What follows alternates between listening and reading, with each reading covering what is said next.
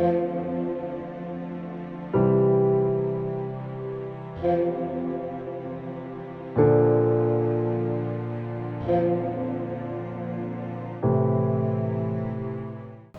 लिए आज की तलावत खरूज की किताब उसका 32 बाब, उसकी 15 से 24 आयत तक, फिर 30 से 34 आयत तक।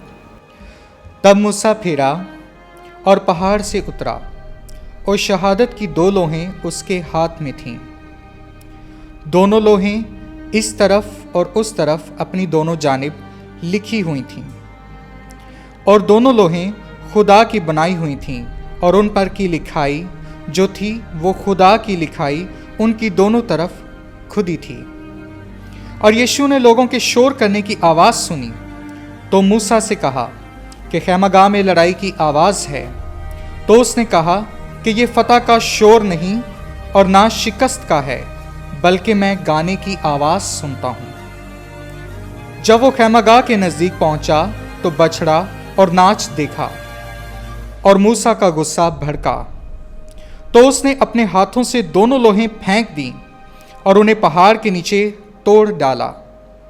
तब उसने बछड़े को जो उन्होंने बनाया था लिया और उसे आग में जलाया और पीस कर खाक कर दिया, और उसे पानी में डाला और पानी बनी इस्राएल को पिलाया।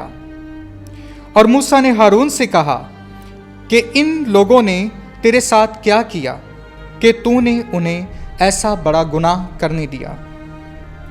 हारून ने कहा, मेरे आका का गुस्सा ना बढ़के तू लोगों से वाकिफ है कि ये शरीर हैं।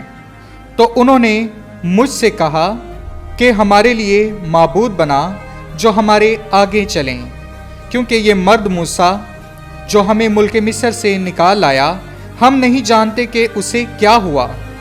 तो मैंने उनसे कहा कि किसके पास सोना है, लिहाजा उन्होंने उसे लिया और मेरे पास लाए। तो मैंने उसे आग में डाला और ये बछड़ा निकल आया। और जब दूसरा दिन हुआ तो मूसा ने लोगों से कहा कि तुमने बड़ा भारी गुनाह किया है, और अब मैं खुदावन के पास ऊपर जाता हूँ, ताकि अगर हो सके तो तुम्हारे गुनाह के लिए कफारा करूँ।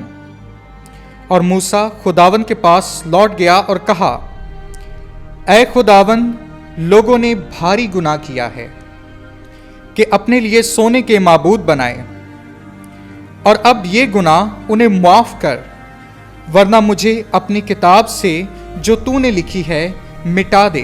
तब खुदावन ने मूसा से कहा कि जिसने मेरा गुनाह किया है उसी को अपनी किताब से मिटा दूंगा। और अब तू जा और लोगों को जहां मैंने तुझे कहा है ले चल। देख, मेरा फरिश्ता तेरे आगे आगे चलेगा, और इंतकाम के दिन मैं उनसे उनके गुनाह का मुतालबा करूँगा। पाक कलाम के पढ़े और सुने जाने पर खुदावन की बरकत हो। खुदा का शुक्र हो। आमीन।